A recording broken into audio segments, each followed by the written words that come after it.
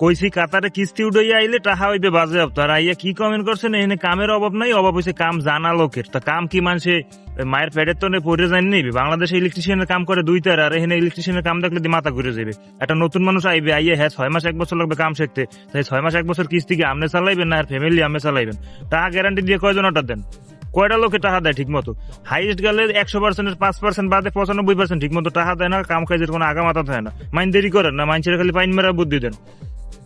এত হেডাম থাকলে তো পাটান মাঠে আইয়েন, আইয়ে এখানে আইয়ে জোরে জোরে গলায় কইয়ে লোক গ্যারান্টি দিয়ে টাকা দেবেন, গ্যারান্টি দিয়ে লোক লই দেন।